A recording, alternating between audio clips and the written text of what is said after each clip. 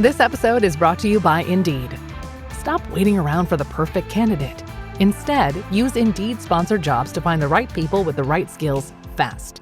It's a simple way to make sure your listing is the first candidates see. According to Indeed data, sponsored jobs have 4 times more applicants than non-sponsored jobs. So go build your dream team today with Indeed. Get a $75 sponsored job credit at Indeed.com/podcast. Terms and conditions apply.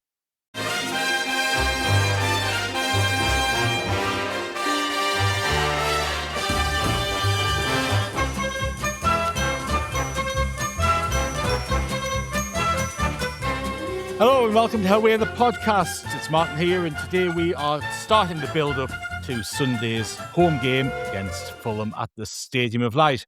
And I thought it would be a good idea for me and Andrew to get together and look back at some of the home games that we played against Fulham over recent years.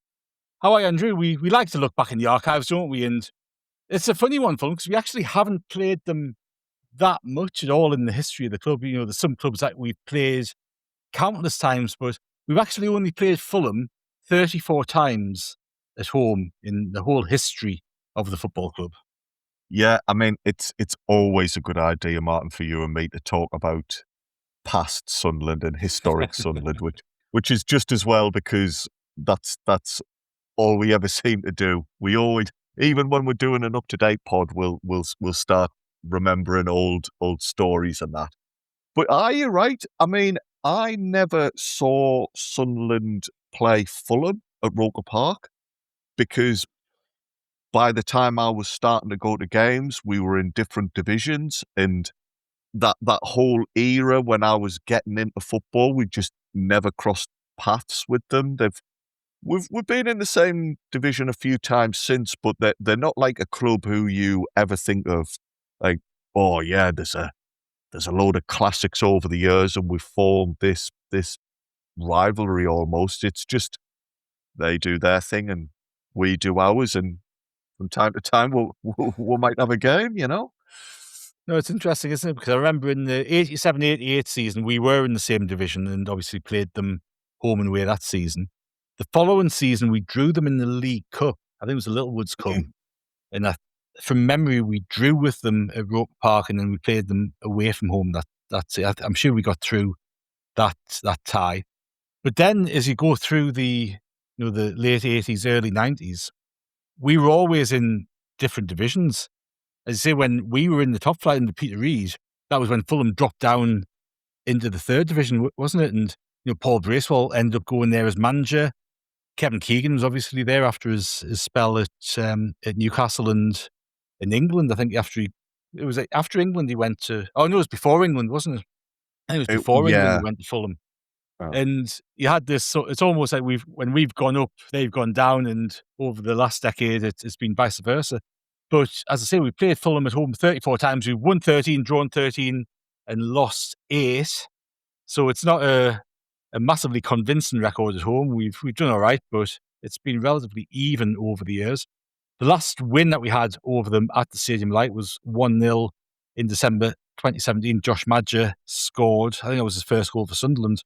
And Chris Coleman had just taken charge of the club. Best home win. Can you hazard a guess of what year our best home win against Fulham was and what the score was? I'm really putting you on the spot here, mind. Well, this is the thing. Like I say, Fulham at home, it's not a game that really stands out. We've had a couple of decent wins at Craven Cottage, but sorry, Martin, I'm having a blank here. No, well, I don't blame you for that. You are well within your rights to have a blank about that one. If the usual third member of our more historical stuff, Kelvin, who joins us for on this week, if Kelvin was on the call, he would probably get this one. It was 1967. It was a 3-0 home win. Neil Martin, Colin Suggett, and Ralph Brand got the goals. Ian McCall was manager, Kelvin's favourite, and Jim Baxter was sent off with 20 minutes to go. The home games that stick in my mind as soon as anybody says Fulham at home at 2006, and we end up playing. We had 2 Premier League games at home against Fulham in 2006, didn't we? And the first one, it was early to mid-April. It was a beautiful. I remember walking to the Stadium Light. It was a beautiful spring day, and all of a sudden, after about 20 minutes or so, it's a whole different matter, isn't it? It is. I'm glad you said that, because in my memory, I do remember it being really bright for Yeah, a it was long a really lovely day. a long part of the day, and I dare say I was probably just at the match without a coat. I highly suspect I had my bobble hat and gloves for this one, which would have come in handy as the afternoon went on. So yeah, it was, I mean, a game affected by snow in April. That is Sunderland all over. That is just the northeast weather in a nutshell. But the initial game was I think it was just a Saturday afternoon. Kevin Ball was our caretaker manager. Chris Coleman was the Fulham manager that It day. was. And shall I rattle through the starting 11 for you? Oh, going! I have to give people a warning before we do this starting 11. But well, do you know what? I'm not suggesting it was a good team. It actually wasn't as bad as I was expecting. I just think by this point in the season, some of the jokers had kind of been, weeded out, and we were just left with a squad mainly of like honest pros who were just ever so slightly, quite a bit out of their depth. But we had Kelvin Davis, Justin Hoyt, George McCartney, Grant Ledbetter, Gary Breen, Danny Collins, Liam Lawrence, Dean Whitehead, Chris Brown, John Stead, and Rory Delap. So there you go. Apart from the goalkeeper, who I've got no time for it all, but the rest of the team I actually don't mind individually. Each of them could have done a good job actually in the Premier League in the right circumstances. But yeah, collectively it was it just wasn't working, was it? No. John Stead as well. I'll give myself an out. I'm not sure John Stead could have scored Premier League goals on a regular basis, but apart from that, it's one of them things. As time goes on, your opinions might change. Maybe at the time, if you've been asked, some of our opinions might have been a bit different. But yeah, when I think of who were players from that season, it's normally the Talak. Andy Alan Gray. Stubbs. Yeah, exactly. Those are the types of names that seem to spring to mind. So that team wasn't quite as scary as I thought. The fact that Delap came off after about 10 minutes, he was replaced by Tommy Miller. That's important because we'll come to that in a moment. This game, as I say, it's infamous because it was abandoned. It was actually, though, not the snow, it was the waterlogged pitch that did it. That was the issue. Yeah. Their goal, Fulham, who were not good, they were bad away from home that season, and we had this record where we hadn't won a home game at the Stadium of Light that year. They turned up, and sure enough, they suddenly looked like, compared to us, they suddenly looked like Brazil. Their poor away form just disappeared. They scored after about 9 minutes. Brian McBride put away a cross by Steve Malbranck, who's a player we all know very well. Wayne Bridge, as it was, he was also playing for Fulham that day. But the goal, even by our standards, our defence looked a bit leggy and were almost struggling in the heavy surface. A couple of moments after that goal, Delap slips and collides with, can't remember who it is now, it might have been George McCartney, but he crashes into one of his own players and hurts his face and has to come off. His nose open, didn't he? Was it his nose? Pouring with blood, I'm sure.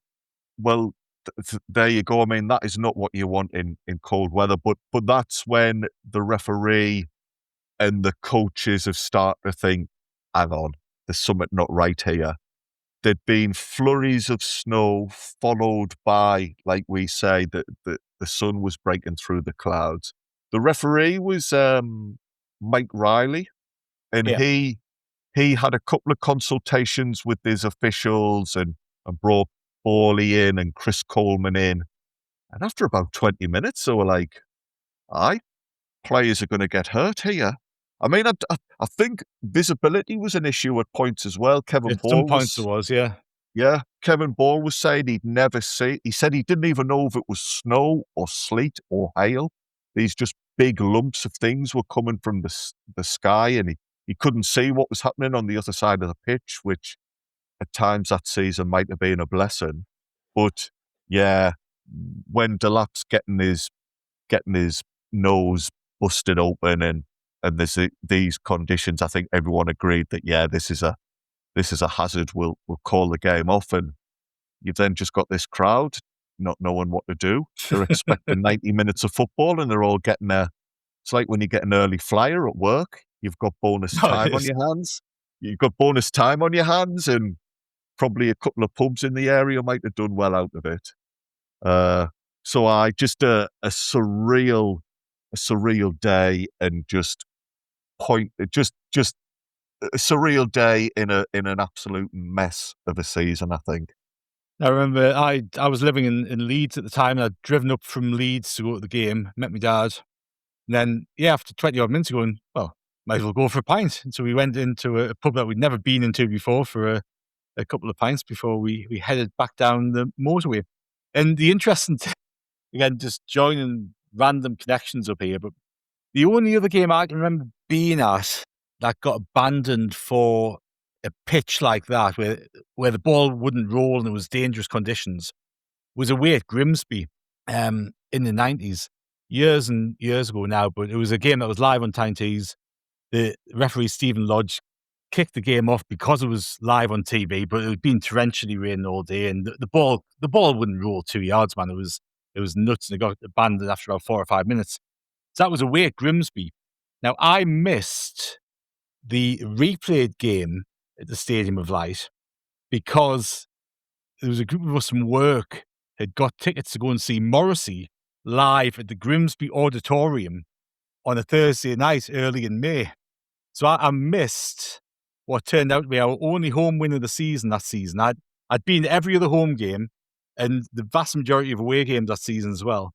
And I missed our only home win because I was at Grimsby watching Morrissey. I'm not even a massive Morrissey fan, but it was just a group of us from work were going. I was like, oh, bollocks, I'm not going to go up to Sunderland. It was a Thursday night. I'm not going to drive up to Sunderland after work and watch us get beat again. I'm going to cheer myself up and go and listen to Morrissey. I was just going to say, was it a good show? But perhaps not. Now, I will correct you here, Martin. We did beat Cheltenham Town and Northwich Victoria in the Cup at home that season. I was at both of those as well, but it was league win. Well, you're just being greedy, Martin. I mean, there's 2 wins at home against lower league. Well, I think Northwich and non-league. So, I mean, what more do you want? Stop demanding too much. I expect a lot. It's ridiculous, man, the expectation we had on the team back then. But by the time of the rearranged date, we'd been relegated. Now, we could have actually gone down on the day of the original date, but I think the fact that it was abandoned meant that we had a game in hand for a while, so we're technically still able to avoid relegation, which was not going to happen. But the next time out we played Man U and we battled hard. We got a draw actually, but we did. But I think that was the night we were relegated. So we were just left with this long, tortured run-in to the end of the season where all we had to aim for was to finally get a home win in the league. I mean, Christ, we're not asking for much. Had we not beaten them, we would have been the first team in English league history not to win a league game at home in a season, which just... That's staggering, that. When you think of all the poor teams over the years and sides that have struggled, everybody's just by the law of averages, you muster a couple of wins just by fluke. So, games rearranged. Martin's decided to go to Grimsby. He's decided Grimsby is a better bet. I think you were a few people in the same boat as you, because there was 30,706 at the original, but there was only 28,226 at the second attempt. And you're not going to have had many Fulham fans travelling up, I don't think. Fulham only won one league game away from home that season, so they probably didn't fancy the chances. The team had changed a bit. There was a few different names in. Davis was still in goal. Nosworthy had come in. You've got Gary Breen, Caldwell, McCartney, Hoyt, Whitehead. I've typed Miller down on my notes, but that must be wrong. Yeah, Miller was playing. Yeah, of course, Tommy Miller. I've already mentioned him. Sorry. Andy Welsh was playing.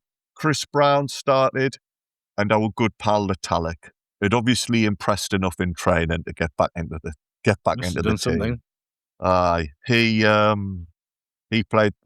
He played 80 odd minutes before Daryl Murphy came on.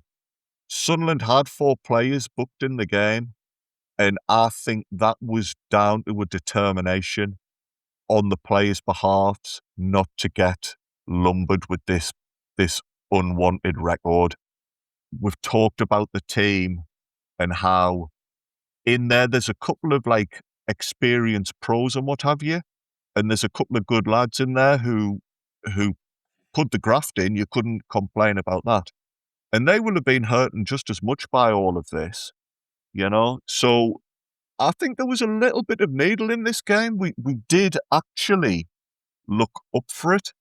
Lewis Boamorte, he went off after being injured by a foul by Andy Welsh. Now, Andy Welsh wasn't booked for it. Andy Welsh, bless him, wasn't some sort of midfield enforcer. No, but, he was probably 9 stone at the end of the first game with all of the water that was coming down, wasn't he? Yeah. He wasn't the most robust of players. No, he finally dried off. But there you go. Andy Welsh is getting stuck in, and players are injured as a result of it. So give the team their dues. They were battling hard. There wasn't much in terms of first half action. I could tell you anything about this game, Martin, and you probably wouldn't know because you were at the time listening. I wouldn't be able to dispute it. Yeah. But no, the first half was turgid. Welsh, I think we've said before, he had something about him. He wasn't a bad player. He did okay. He was in the build-up with George McCartney to the opening goal, which the BBC have described as a diving near-post header from Letalic. So all his... He must have slipped. He must have fallen over, because I can't remember him throwing his body at the ball much. So yeah, there you go. We're 1-0 up in the first half, despite it being scrappy. The next paragraph from the BBC report says, a rush of blood from Kelvin Davis nearly allowed Thomas Rosiński in to level, which, I mean, I don't remember that incident, but I can, bless him, I can well believe it. A rush of blood wasn't the first time, put it that way. My eternal memory of Kelvin Davis is that goal he conceded to Matt Taylor against Portsmouth at home, where I'm not sure if he had a rush of blood or there was any blood pumping around his body at that point, but he didn't have the best of seasons, did he? He didn't. That Portsmouth game, bizarrely, I don't think we were yet cut adrift, though it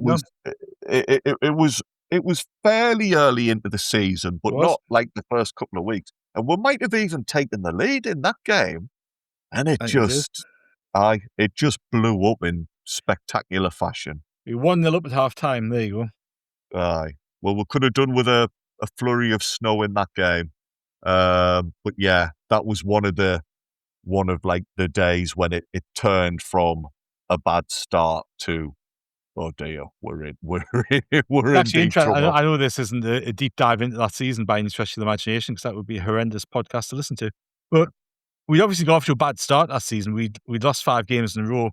We'd conceded a very last minute goal against West Brom to draw 1-1. Zoltan Gira, I think, could score, hadn't he? Then we went away to Borough and beat them 2-0. We drew at home to West Ham, picked up a point. And we had a game at home against Man U where we actually played well, but got beat 3-1. And Man U were a top team at the time. Then we had that game at the Visitors where we got beat 3-2, but we'd actually played really well. We scored 2 fantastic goals. And we really were unlucky. Like, they should have had a player sent off. I remember Stephen Carr had made a foul. He was already in the yellow card and he made a foul, and Scott Parker, I think, got booked instead of him.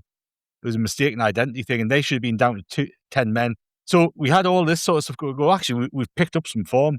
We've picked up a few points. We're kind of getting into it now. And that Portsmouth game was the one where you go, right, this is it, right, get 3 points here, and we are well on the way.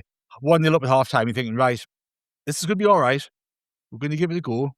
And that collapse, you know what, in all of the years watching us play, I don't think I've seen a collapse as bad as that second half in that game against Portsmouth. Not that we're previewing Portsmouth here, but we're going off on a tangent, as is our want. But that was the precursor, really. That was the story of the season, wasn't it? But finally, we got that game against Fulham, and Kelvin Davis had a rush of blood and almost let Fulham back in. I'll get us back on track. There you go. Yeah, he did. If we had the clearance, you could just very nicely under the background of that Portsmouth talk, just play one of Morrissey's more miserable songs, just to really add to the mood. But we'd then have to pay for playing the songs. But a rush of blood, which is probably the BBC being polite. The next paragraph, again, I don't remember this at the time, but the BBC are having a bit of fun with us. I've dug out their match report from the day of the game. Nyron Nosworthy raced up the right wing and crossed to Hoyt, but he summed up Sunderland's season when he trod on the ball and fell over as the ball dribbled safely behind him. So even when we're 1-0 up, we can't avoid the calamities. Nosworthy, give him his dues, those. He has a decent game. He is involved in the second goal. That comes in the second half. I remember this goal quite well. There's a save from their keeper, and Chris Brown is there to put it into the net. And honest to God, people are going mental. They're absolutely losing their mind. It's as if it's a cup semi-final and we're booking our place at Wembley or something. But again, even after that, it's like it's a novelty. The team just aren't used to defending a lead, and they're really nervy, and mistakes slip in. Radzinski scores with about 15 minutes left. It's a decent goal, if I remember rightly. I think he curls it in from a bit of distance. So, not something Davis could have done much about to give him his dues, but I would just look absolutely shot to bits in terms of confidence. And those last few minutes are proper, like, edge of your seat, really hairy. Sunderland just desperate to get it over the line. And the full-time whistle goes, and it's a deserved win. But everybody's absolutely jubilant. And it's more than just relief. People are buzzing. We've had such a bad season where, like, even that win is heralded. And I just remember about 20, 25 minutes later, probably when the encore was starting for you, Martin, I'm like walking home, and suddenly just this feeling of like utter flatness just came over me, just thinking like, how pathetic is this? Yeah. That we're buzzing at winning a single home game. I think it was played on the 4th of May. So the next day was the anniversary of Sunderland winning the FA Cup in 73.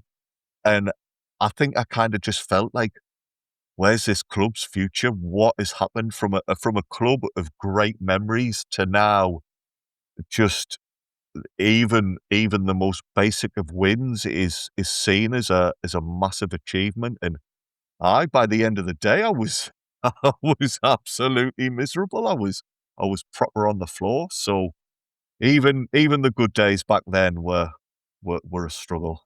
Certainly were. We will take a very short break and let Andrew recover and compose himself after that misery. You can listen to some Morrissey while we have a couple of ads, and we will be back very soon. Welcome back to Haway The Podcast. Now we are looking back at some classic games against Fulham as we build up to Sunday's Premier League game at the Stadium of Light. Now, the most recent time we played Mandrew was in the FA Cup. 3 years ago, we'd gone down to Craven Cottage and played extremely well, got a good draw against them, brought them back to the Stadium of Light. Tony Mowbray in charge of Sunderland, Marco Silva in charge of Fulham. And we thought this was going to be a really big test, a good gauge of where we're at as a team, as a club. You know, we were coming on the up. We were trying to build back. We were playing pretty well that season. It was our first season back in the Championship, wasn't it, after promotion? And yeah, we welcomed Fulham to the Stadium Light for an FA Cup replay. We did, aye. And congratulations, by the way, to Morrissey, who, as a result of us, have rocketed him back to the top of the charts. Everybody's been streaming his songs over the last few days, and he's had a sudden surge in his career. Don't know if we want to be responsible for Morrissey's success, given some of his more recent comments, but there you go. Don't know how I've got into that, but aye. Yeah, reverse. Yes, I'm just thinking that. It was actually quite important because we'd gone to Craven Cottage, we'd gone to London and give them a really good game, and we could have won it. Chris Rigg was making one of his first appearances and had a goal chalked off, and it was really nice to see that Sunderland were now being talked about positively again. We were saying before recording, weren't we, that Sunderland had been in the wilderness, we'd been in League One, we'd been seen as a bit of a joke, really. But there was this definite feeling of like, oh, hey, Sunderland are playing some nice stuff here, and they're doing all right in the Championship. The pundits were giving us a lot of credit, and the replay was actually live on the BBC. Yeah. So again, just this positive step of we're making moves back to being the type of club with the type of profile we want. I think this replay, which was played 8th of February 2023, I think there might have been a touch of snow on the night again, or if not snow, it was absolutely freezing. I remember that game being proper bitter weather, and I definitely will have had a bobble hat and a pair of gloves on that night. The team is a lot more enjoyable to go through this time, and a lot of names who were popular and a lot of names here who are still have been at the club recently. You know, Patterson was in goal. Hume played. He's been through the whole progress of Sunderland. Elise, Dan Neil, Dan Ballard, another one who's come up with Sunderland. Danny Bart, Patrick Roberts, Edward Michu, Ahmad played. So, you know, these were good times as a Sunderland fan. The football was entertaining. Abdullah Bar started, and Jack Clark was our forward because, of course, Ross Stewart had been injured in that first game against Craven Cottage. And that was his last game for us, wasn't it? It was, and I think we went something like 2 decades without having a recognised striker in the squad. There's a couple of names on the bench as well. Tommy Watson was on the bench. Luke O'Nien came on. Rigg came on.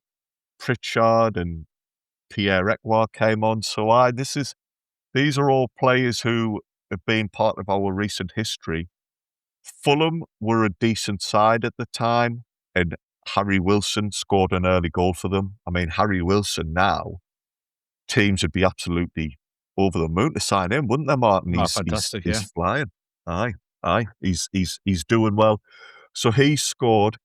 In the second half, Mitrovic came on and was involved in Fulham going 2-0 up. A lad called Andreas Piera. I might not have pronounced that right, but this was a time when I just had no interest in the Premier League. I couldn't be bothered. So I don't know. That might be a lad who was also at Watford, or I might have completely made that up. I don't know, mate. But I seem to think Mitrovic was acting himself because of his ex-Newcastle links. And there was He did something, whether it was an interview after the game or something as well, where he was kind of making a lot of it. I think during the game as well, he was. But I think that's him as a player, isn't he? He's a bit of a tough. He is. I mean, he's a wind-up merchant. And former Newcastle players seem to love Tim Krul's another one. It seems as if, like, weird, isn't it? Aye, they're desperate to remain, to have the fans. Relevant. Aye, it's bizarre, but there was some sort of controversy with the goaler. I don't know if maybe the ball we thought it had gone out, but he was allowed to play on, and then he sets up. Yes, the there goal. wasn't there? Was that it? So yeah, the 2-0. We do then in the final few minutes look like we might fight back.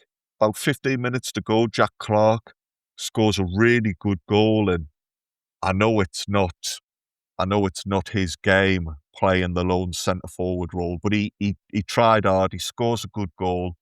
Fulham, though, very quickly restore their 2-goal lead. A lad called Kurosawa. Apologies again, he's a player that's passed me by. I don't know if he was a big figure for Fulham or if it was one of those ones where you chuck a few kids in for the cup. He scores for them. It's 3-1 to them. But we do get another goal right at the end. Another lad who's come on off the bench was Jewi. Do you remember him? Good old Jewi. Yeah. Aye. Well, I heard a few times from different people that the club thought he was the best finisher in the squad. I remember him being a really tidy finisher for the under-21s. He scored a really good goal in a pre-season game at Hartlepool. So he could score. He knew where the net was. It was just the rest of his game needed work on. But he was thrown on.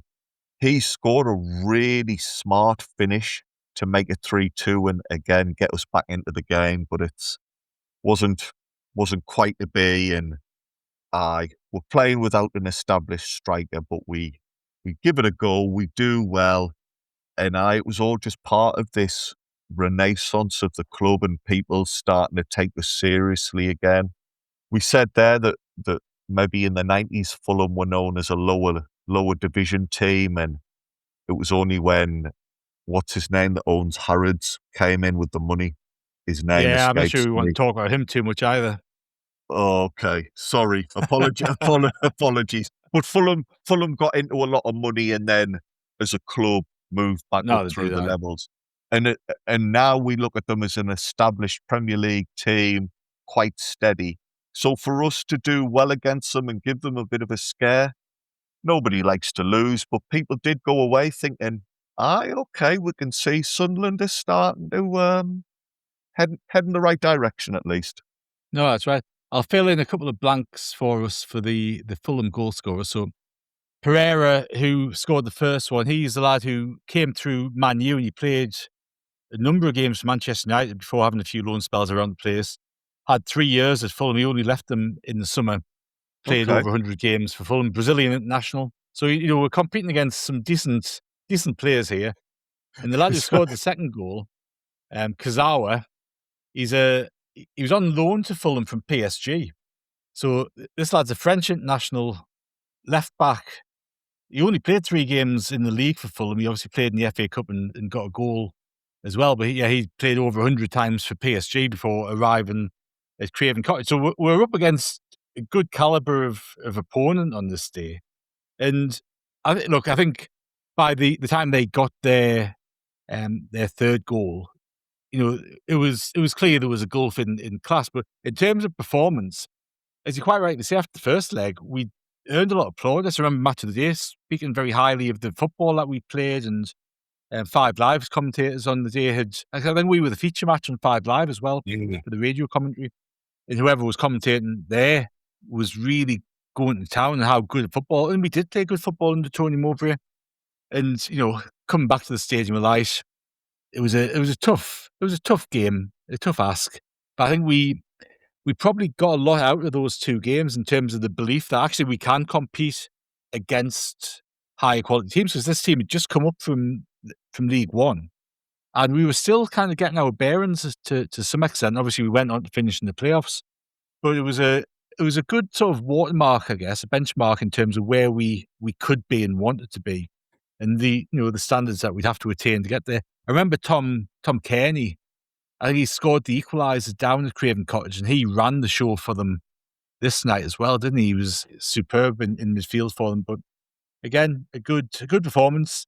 And I will still maintain Hughes and Bennett should have been given much more of a chance at Sunderland, because I think there was a player there. There you go. There you go. That was the main reason for this pod, for you to get your Jewison agenda back out there. But yeah, listen, the signs were encouraging, weren't they? And I must just apologise. I'm talking about these players as if I don't know who they are, and you've pointed out one of them's a Brazilian international, and one of them was a French international from PSG. So that just shows my utter lack of football knowledge. It's embarrassing, really. But I'm the same as you in terms of I watch whatever we're doing. So if we're in League One, I'd watch other League One games in preference to Premier League games. And I'd go through spells of actually just ignoring the Premier League because I was pissed off that the Premier League was still existing while we weren't in it. So, I'm very much focused on what we're doing, who we've got coming up, and the immediate stuff, rather than just watching Premier League games for fun. I don't watch Champions League games that much because it's not something that bothers us. If we get into Europe, I'll start watching European games. You're like one of these foreign owners who want to scrap relegation from the Premier League. If Sunderland aren't in the Premier League, it's not worth knowing. And if Jewison Benette's not playing, I'm not having it. Nah, the party is not happening. There's been a few other games against Fulham over the years. I think there was a 1-0 win when Ricky Sprazier was in charge. Kenwyn Jones got the goal. I think it was a January game. And the other one that stands out to me, and probably more from a curiosity perspective than anything else, but it was the opening game of the season under Paolo Di Canio, where we'd had that. It was almost like a player revolution over the summer, wasn't it? We had loads of players come in. In hindsight, none of them were particularly fantastic, but on this opening day of the season against Fulham, we had 5 players in the starting 11 making debut. We had Andre Shaluska, Cabral, I think that was his only start perhaps for us, Valentin Roberge, Josie Altidore, Emmanuel Giaccherini, and this was a game we actually played really, really well in and just could not score a goal. They went up the other end. Martin Yall's side got a goal shortly after half time, and that was pretty much it. But we'd had a really good pre-season. I remember us beating, we were in Hong Kong, weren't we? We beat Spurs in a friendly, and David Moberg Carlson's curled a lovely goal in. And you kind of think, oh, we might be onto something here, but this kind of unfortunately set the tone in terms of results, at least. If it set the tone in terms of performance, we probably would have been fairly all right, and Di Canio might have lasted more than a few weeks, but it set the tone in terms of results, and things swiftly unravelled, didn't it? It did. I mean, we battered them 0-1, didn't we? and yeah, there was this real feeling of dejection afterwards, and people just thinking, how have we managed to lose that? I don't think at that point there was any concerns necessarily. It was only in the subsequent weeks when the performances badly fell off as well. But wasn't this the game where Bardsley had been ostracised by Di Canio? And I think he got himself into bother. He might have sent a derogatory tweet or I don't know. I think he posted something on a social media platform with a picture showing that he was at the game. and just saying something along the lines of "great start to the season" with laughing emojis or something like that. So yeah, the signs were there already. There was something. Yeah, things weren't quite serious. right. Yeah, seriously wrong behind the scenes, and just chalk it up to yet another classic Sunderland escapade. You know, play brilliantly, can't get the job done. That's right. Well, hopefully, Andrew, Sunderland's game against Fulham on Sunday will be much more like that very early game that we talked about in 1967, as opposed to the 2013 version.